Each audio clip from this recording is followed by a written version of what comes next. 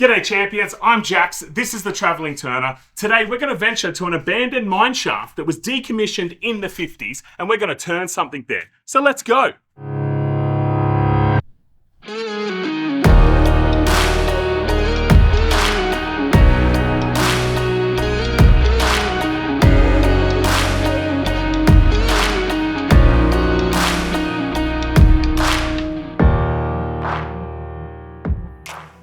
So we ventured out nice and early for this one. As you can see, we're heading all the way from Yanship right down to Black Diamond Lake. Now, this venture was a 470.4 kilometer drive. It was an absolutely stunning sunrise, as you can see here. It was a very, very nice drive all the way down. As we start heading further south though, you can see the scenery really starts to develop and change. We pull into Black Diamond Lake around about 7 o'clock in the morning. There was nobody else here.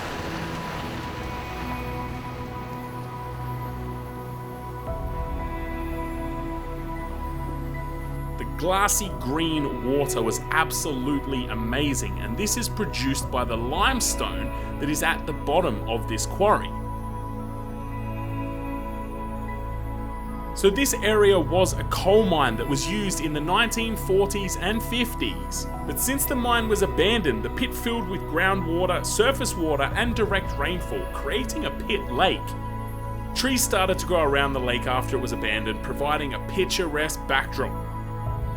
Now, I left this next drone shot completely unedited. The drone was coming up to do one of its master shots, and as it started banking here to do an FPV style shot, you can see a bird coming up here trying to attack it. This is a brown goshawk. These are known in the area and they feed mainly on other medium-sized birds and small mammals, so I can only suspect that it thought my Mini 3 Pro was the perfect size for lunch. As I started unpacking my travelling gear for the very first time in this season, it was a great opportunity for me to start to get familiar with the equipment that I'd actually brought with me. This lathe, I could feel from the very beginning, was going to be spectacular for the job that I needed it to do. Combined with solar panels, battery and inverter running from the car, I knew we were off to a pretty good start. I brought a piece of camphor laurel with me for this episode for a couple of reasons. The first being the contrast, the grain patterns and the colours that you get out of camphor laurel is absolutely amazing. The second thing is, camphor laurel is really a beautiful timber to turn. It is nice on the tools, it is easy to turn, and as I said before, because I'm going to touch on it a few times, it produces amazing looking final pieces. Now, although swimming is allowed at Black Diamond Lake, signs do warn that you swim at your own risk. Due to being an old mining site, the water has a very low pH, which can cause skin irritation and eye irritation.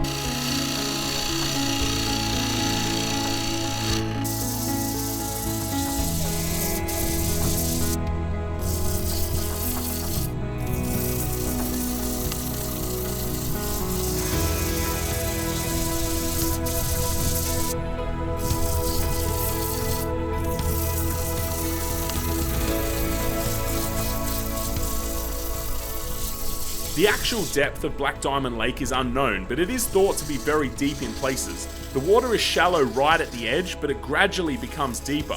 Visibility is terrible due to the chalky sediment, making it difficult to see how deep the lake is.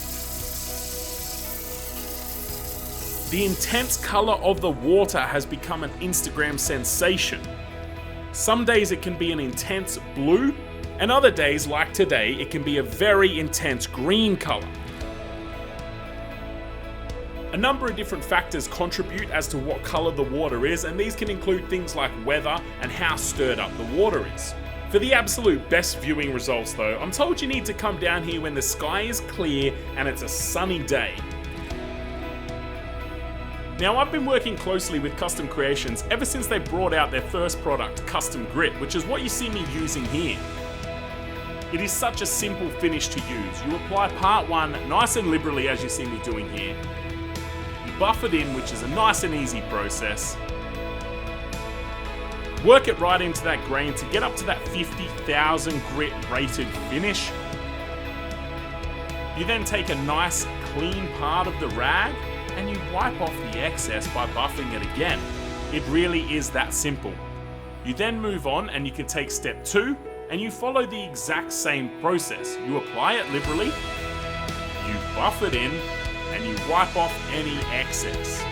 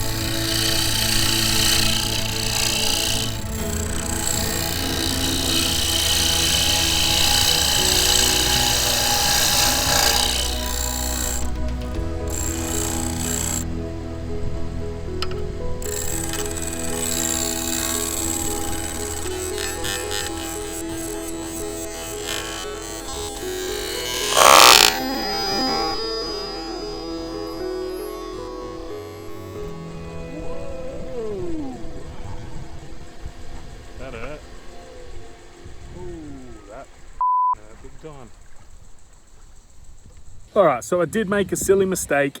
I was using the skew chisel, went a little bit past center. I was using it as a scraper, went a little bit past center and it caught and it sort of flung around and then smashed back down onto the tool rest. Unfortunately, when it smashed back down on the tool rest, it caught a little piece of the base of my palm where it meets my pinky, and it pinched nice and hard that it took a huge chunk off, and that chunk is hanging. But it leads me to the point of this video. I figured out the first thing I forgot, and that is a first aid kit. So I need to get a first aid kit for Traveling Turner episode 2. This is my makeshift bush band-aid. It's a fabric COVID mask. I'm so glad that that was still in my car, because that has worked a treat. I'm gonna keep pressure on it, have like a 10-minute break, try and get the bleeding to stop, and then we'll get back in and try and finish this episode.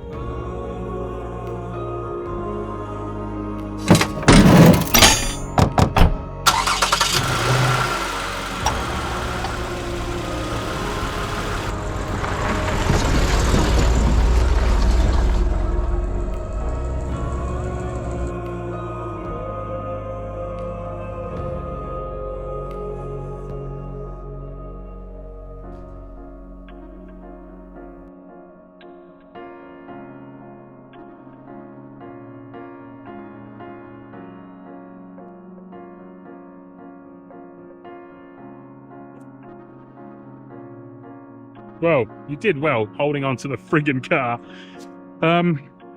Yeah. We're 14 hours in. I'm turning cameras off and going to enjoy the drive home. Thanks, legends. I'll talk to you soon.